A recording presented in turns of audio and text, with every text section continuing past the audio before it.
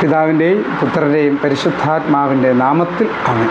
യേശുവിൽ ഏറ്റവും വാത്സല്യമുള്ള സഹോദരങ്ങളെ, ഇന്ന് വിശുദ്ധ ഔസേപ്പിതാവിൻ്റെ വണക്കമാസത്തിൻ്റെ 15-ാം ദിവസം. ഈ 15-ാം ദിവസം നമുക്ക് ദൈവം ഈ 15 ദിവസവും നമ്മളിലേക്ക് ചൊരിഞ്ഞുകൊണ്ടിരിക്കുന്ന എല്ലാ അനുഗ്രഹങ്ങൾക്ക് യേശുക്രിസ്തുവിനോട് നമുക്ക് നന്ദി പറയാം. ഔസേപ്പിതാവ് നമ്മുടെ കുടുംബങ്ങളിലേക്ക്, നമ്മുടെ തൊഴിലിലേക്ക്, നമ്മുടെ വരുമാന മാർഗങ്ങളിലേക്ക് ഒഴുകുന്ന വലിയ അനുഗ്രഹങ്ങൾക്ക് നമുക്ക് പ്രത്യേകം നന്ദി പറയാം.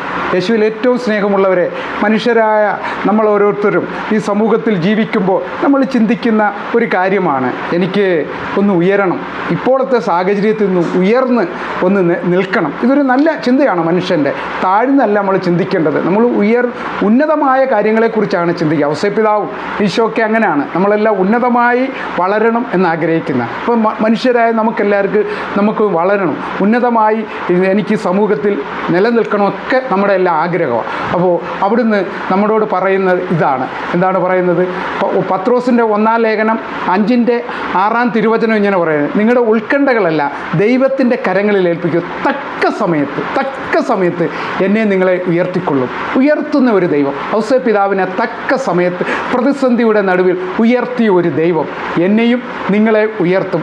പത്രോസിൻ്റെ 1-ാം ലേഖനത്തിൻ്റെ 5-ാം തിരുവചനത്തിൻ്റെ 6-ാം തിരുവചനത്തിൻ്റെ ശക്തിയാൽ എന്താണ്? തക്ക സമയത്ത് നിങ്ങളെ ഉയർത്തുന്ന ഒരു ദൈവം. നിങ്ങളുടെ ഉത്കണ്ഠകളെല്ലാം ദൈവത്തിൻ്റെ കരങ്ങളിൽ ഏൽപ്പിക്കൂ. വിശുദ്ധ ഔസേപ്പിതാവ് വഴി നമ്മളെ തക്ക സമയത്ത് ഉയർത്തണമെന്ന് നമുക്ക് പ്രാർത്ഥിക്കാം.